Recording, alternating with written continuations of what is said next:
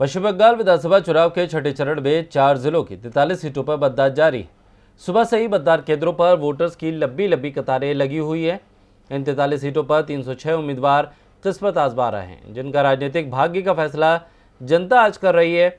इस चरण में बीजेपी और टीएमसी के बीच ही नहीं बल्कि कांग्रेस लेफ्ट गठबंधन की साख भी दांव पर लगी। इसके साथ ही बीजेपी के मुकुल रॉय, टीएमसी के मंत्री ज्योतिप्रियो मलिक जैसे तमाम प्रमुख नेताओं की किस्मत दांव पर लगी है।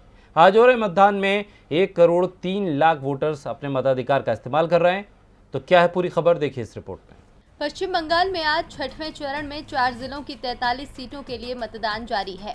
सुबह से ही मतदान केंद्रों पर मतदाताओं की लंबी लंबी कतारें देखने को मिल रही हैं।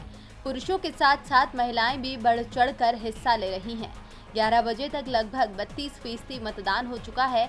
छठवें चरण में बीजेपी और टीएमसी के बड़े बड़े दिग्गजों की प्रतिष्ठा दांव पर लगी हुई है, जिनमें बीजेपी के मुकुल रॉय, टीएमसी मंत्री ज्योतिप्रियो मलिक और चंद्रिमा भट्टाचार्य जैसे प्रमुख नेताओं की अग्नि परीक्षा तो शांतनु ठाकुर के भाई सुब्रत ठाकुर और अर्जुन सिंह के बेटे के भाग्य का भी फैसला होना है। छठवें चरण में बीजेपी और टीएमसी के बीच ही नहीं बल्कि कांग्रेस लेफ्ट गठबंधन की साख दांव पर लगी है। इस चरण में 43 सीटों पर 306 उम्मीदवार अपनी किस्मत आजमा रहे हैं, जिनका राजनीतिक भाग्य का फैसला जनता आज कर रही है। छठे चरण में 4 जिलों की 43 सीटों पर मतदान हो रहा है। इनमें दिनाजपुर जिले की सभी 9 सीटें, नादिया जिले की 17 में से 9 सीटें, उत्तर 24 परगना की 33 में से 17 सीटें और बर्धमान जिले की 24 में 8 सीटों पर वोटिंग हो रही है। आपको बता दें कि इन जिलों का समीकरण देखें तो यहाँ मतुआ समुदाय का अच्छा प्रभाव है और उन्हें रिझाने के लिए बीजेपी और टीएमसी ने अपना पूरा जोर लगा रखा है। आज हो रहे मतदान में 50,56,000 महिलाएं, 256 थर्ड जेंडर सहित 1 करोड़ 3 लाख वोटर्स अपने मताधिकार का इस्तेमाल कर रहे हैं। चुनाव आयोग ने इस चरण के मतदान के लिए 14,480 मतदान केंद्र बनाए हैं।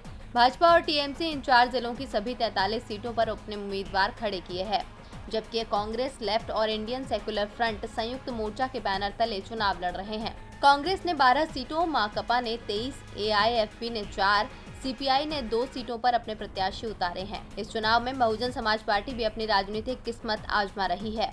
उसने 37 सीटों पर उम्मीदवार खड़े किए हैं। अगर इन 43 सीटों पर साल 2011 के विधानसभा चुनाव में टीएमसी ने 43 में से 32 सीटों पर जीत दर्ज की, जबकि कांग्रेस लेफ्ट गठबंधन ने 11 सीटों पर अपना कब्जा जमाया था, बीजेपी का खाता भी नहीं खुला था। डीबी लाइव की रिपोर्ट।